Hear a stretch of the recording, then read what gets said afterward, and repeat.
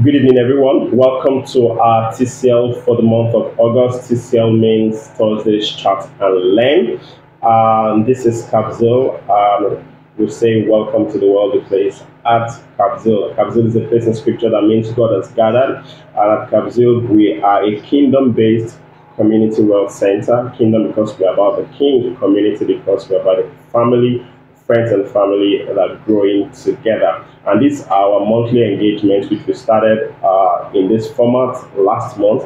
And last month we looked at the power of the blessing. If you've not seen that, please go ahead and look at that. You watch that. I'm sure you'll be blessed. We talked about the blessing being on our head and how that impacts our everyday life. This month we're taking it a little further. We're looking at the wealth of nations, how you can position yourself for global impact, income, and investment. So let's journey on. And remember to like, subscribe, comment, share the video with your friends. It's free, and there's a link to join our Telegram community in the description below. Now, the wealth of nations. There are two keywords there: wealth and nations. If you start with nation, you'll see that nation simply means a large body of people united by common descent, history, culture, language, or they happen to be inhabiting a particular geography, country, or territory.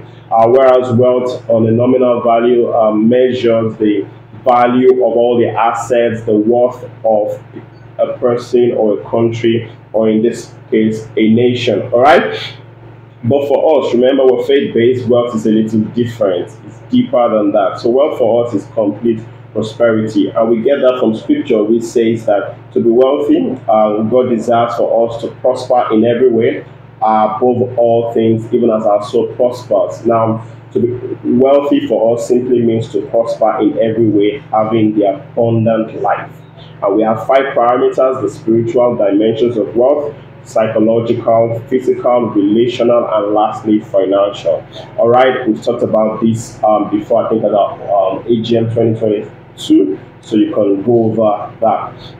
Now, there are types of wealth, and four types that we have identified. Number one is financial, which deals with your assets and monetary items. Number two is social wealth, which deals with your relational wealth, your human resource, your status in society. A lot of people are so poor, all they have is money.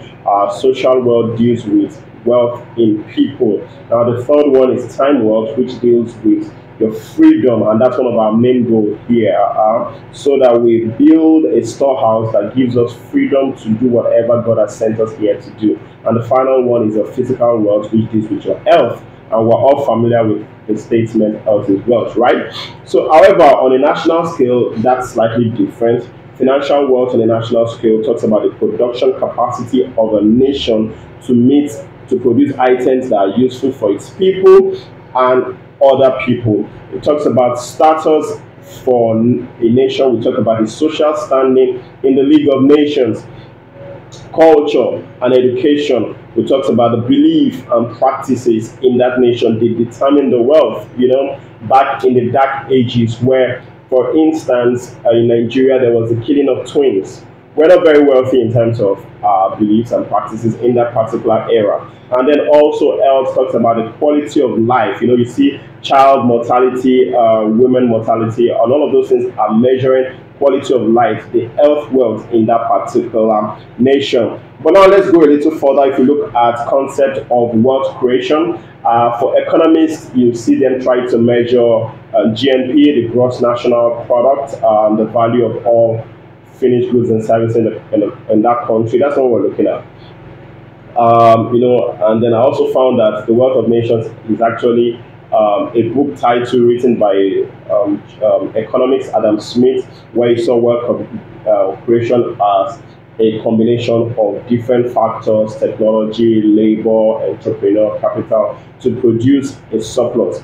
Very good concept. But for what we're looking at as from scripture. So let's take a very quick dive into scripture, and then we'll come back. Now, in Isaiah 60, you see the theme wealth of nations written exact that way at least 4 times. You see it twice in Isaiah 60. Isaiah 60 says, Verse 5 says, then you shall see and be radiant, your heart shall thrill and be enlarged, because the abundance of the sea shall be turned unto you, and the wealth of nations shall come unto you. In verse 11 of that same scripture, it says, your gates shall be continually open, and then they shall not be shut day or night, that men may bring unto you the wealth of the nations, and their kings left captive. There are other scriptures there, 3 in Isaiah, 1 in Zechariah. But you see, so what we're looking at from is what's God's plan when it talks about men communicating their wealth or nations communicating their wealth to you. What's our role today, and how do we position ourselves for this? Because a lot is happening. I can tell you for free that during economic recessions, during economic growth, wealth never leaves the earth. From the time of Solomon to the time of Mali, Manso of Mali, wealth has not left the earth. What has happened is that wealth has been transferred from country to country, from place to place. It has moved in different forms. It has changed position. It has changed appearance, but it has never left the earth. In Egyptians' day, fiscal gold was symbols of wealth. Having large herds of cattle was symbol of wealth. If you have a large herd of cattle, well, you can be said to be rich, but people wouldn't necessarily consider that. Imagine somebody that has 100 pieces of cattle, or even 1,000. Compare that person with someone that has 1,000 Bitcoin right now. You see they're miles apart. You can see the cattle, but you can't even see one Bitcoin because it's an algorithm, right? So wealth has changed, but it has never left the earth. All right, now let's look at factors that contribute to the wealth of nations. Now remember, these factors affect us as individuals, and they also affect nations at a large scale. Now, while we're looking at this topic, wealth of nations, we're also looking at it from a microscopic point of view, that how does this impact us individually? Now, there are 7 factors that contribute to the wealth of nations. Number 1, production. Number 2, invention. Number 3, innovation. Number 4, very critical, is education. Number 5, industry. Number 6, investment. And number 7, last but not the least, is institution. These are 7 critical factors that contribute to the wealth of nations. Let's look at them very quickly. We may not be able to go through everything that is in my heart today. We might start that session and then continue from there. So production simply deals with the creation of goods and services. What kind of goods can you create? Those will impact on the nation's ability to create wealth. Number 2, inventions is ability to create new or novel ideas and things that show, oh, this is a new technology. This is something that is new completely to the earth. Innovation is ability to create something new from something that is already existing. So while invention is new to the earth, innovation is new to a local context. Innovation could be something, an invention already happening somewhere else that you have brought into your own local context. So you can begin to think, what are the things that are already available in another country that needs to be available in my own country? What are the things that are available in my own country that I can make available to another country? And that way you can begin to create products for that. Technology in our day, you see, I remember I was having a conversation with one of our web designers, and he was saying what technology and innovation simply is creating for the poor things already available to the rich. Remember smartphones, it was once only available to the rich, but right now it's available for everyone. And that's how you create technology and enable it for everyone. All right, the next one is education. Education is major. Education talks about the amount and quality of knowledge available to the populace. What is the level of knowledge, of skill available to that populace? Industry deals with marketplace and trade. How are your financial markets run? How are your markets run? How is trade in that particular nation? If a nation is given to trade markets properly, it will naturally grow. All right. And then next is investment, which talks about the ability for that nation and entrepreneurs in that nation to raise capital, raise funds locally and globally, either from the capital market, from the banking systems, or in our time from venture capitalists. And finally, we look at institutions, which talks about the systems of operations. What's their legal institutions like? What's their legal system, their judiciary like? What's the ease of doing business, what's the transport system, what's the ease of entry and exit, their customs, their visa application process. Those deals with system, and that is why corruption is an infection that will tear at the fabric of any nation. Even in history, you see wealth has followed innovation and inventions in history. For instance, we have had four industrial revolutions, from the first one that dealt with the invention of the steam engine. You saw that wealth was created and that introduced the factory system. The next one brought in, the second industrial revolution brought in electricity, and that brought in a lot of power system, railroads, and the telegraph. And then in the 1950s, we came up with the third, which was the introduction of computers. And we know what computers have done, right? It has changed everything. With that, we came up with space technology, biotechnology, and robot automation. But right now, we're in the midst of the fourth, which is the cloud systems and the Internet of Things. And that has introduced new technology, AI, blockchain. I mean, could you have 20 years ago talked about Bitcoin? You know, there's a story of a guy who bought, I think, two pizzas with thousands of Bitcoins back in 2010 when Bitcoin was 0.000 thing.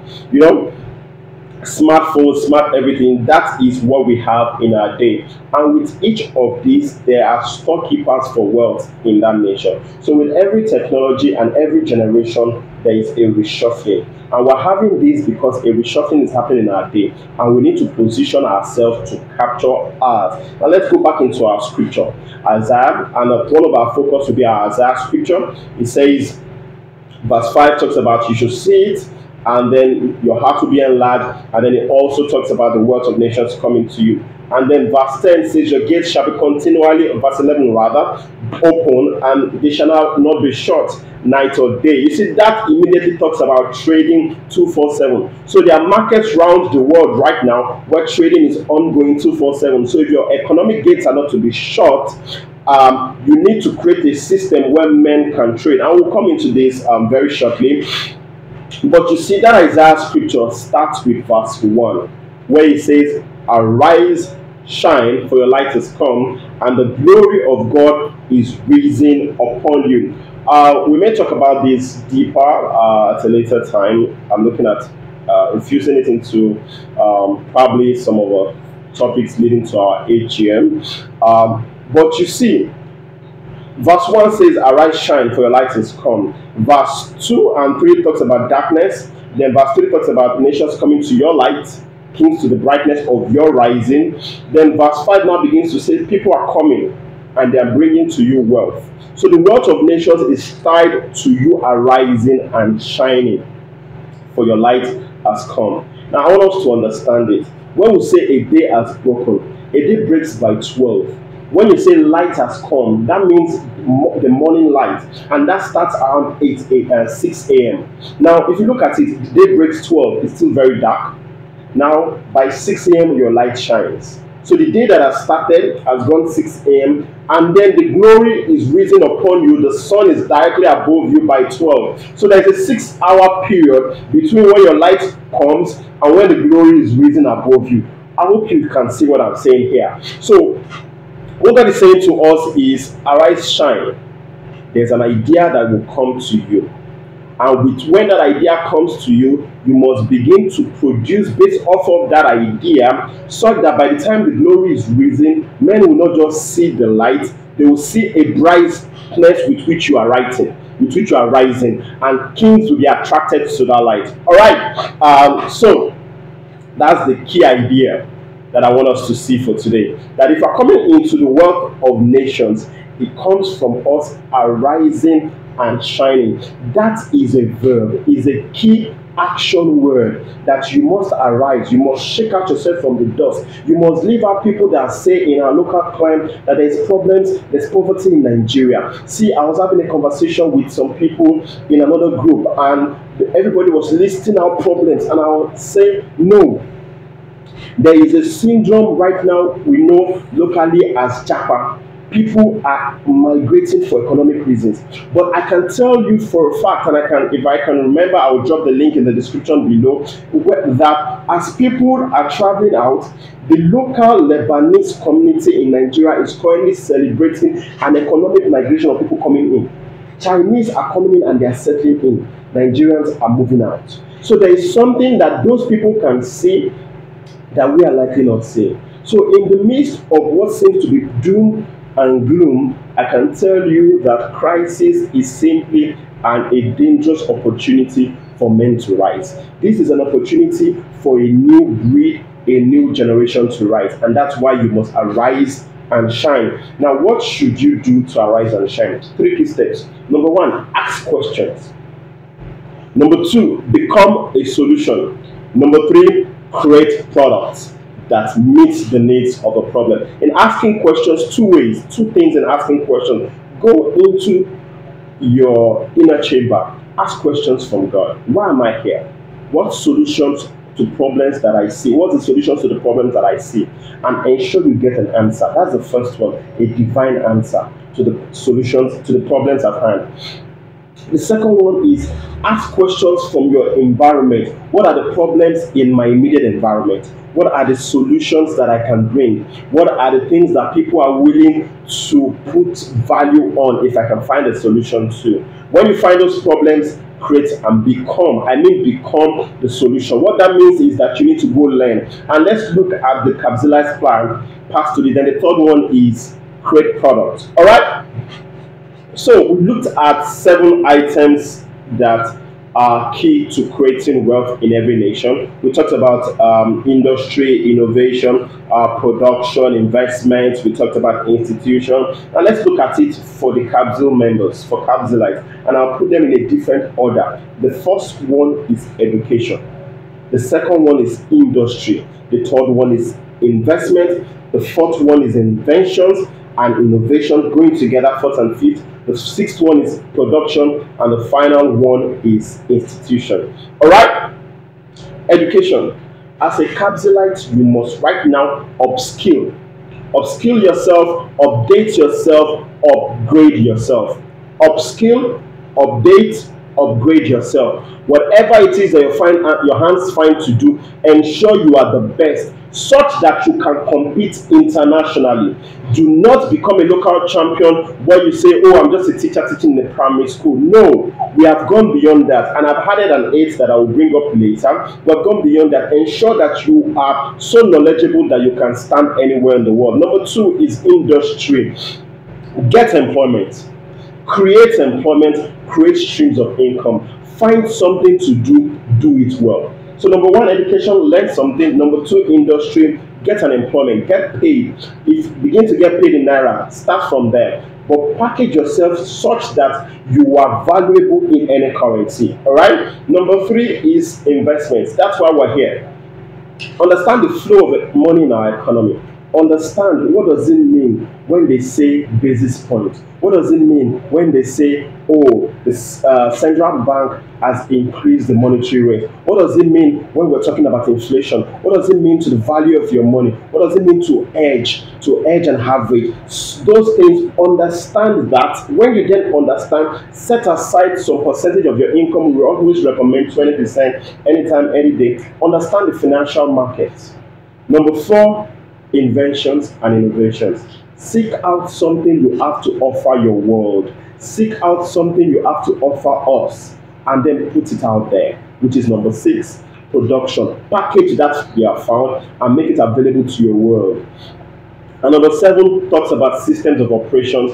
Understand your local laws. Understand our laws in Nigeria. Visit, if you are maybe into agricultural products, visit NAIC. Visit places, Nakon. How can they, the quarantine system, NAQS, how can they help you package that product? NAPS, NAPC, Nigeria Export Promotion Council. Understand the institutions that govern your local assembly or your local organization and how they can help you posture that for global involvement in global trade. And I've added another one aside the 7, and that's number 8, technology. I want every Kabzeelite to see technology as an enabler. I'm right here in our home office sharing and creating this content that we can share and we can make available. Whatever it is that you're found to do, you can see technology as an enabler. And I'd like to give examples based off of this. There are at least 7 unicorns in Africa, and unicorns means companies that have a global valuation of at least $1 billion. And 5 of them are in Nigeria. We have Andela, we have Flutterwave, we have OPay, we have Jumia, we have InterSwitch. All right. I want you to see what are these people doing. And the one I like the most is Andela. Andela, for instance, is focused on education. But education with a view to provide international employment and empowerment. And then they are using tech as an enabler to that. Take tech out of Andela, and you'll find that from unicorn, it becomes just a coin. So tech is an enabler. Flutterwave, what solution is Flutterwave providing? Payments. Using tech to provide payments for Africans so that you can collect payments. And the next step is for Flutterwave and for payment companies to ensure that we can get payments by Africans from other Africans. So all of these companies have simply found solutions and they have used technology as an enabler. Whatever is it that you can do, can you teach?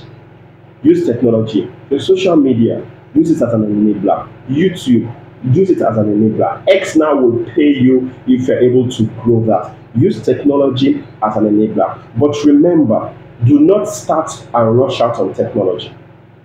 What I asked you to do first is to ask questions. Become the solution. Remember our scripture, it says, arise and shine, for your light has come. When you have an idea, the next thing is to become the solution. Spend time in learning. If you learn one thing that we're sharing today, spend time. Ensure that you are best. You are the best or one of the best at what you do. At our physical, maybe our AGM, I can give examples of how we're learning to access the global financial market at Kabzeel, and we have created and deployed tools that stands us out, such that I don't think there are 100 Nigerians that have access to some of the platforms that we do right now. And these are things that we're still learning, we're still growing in. These are things you can do. All right.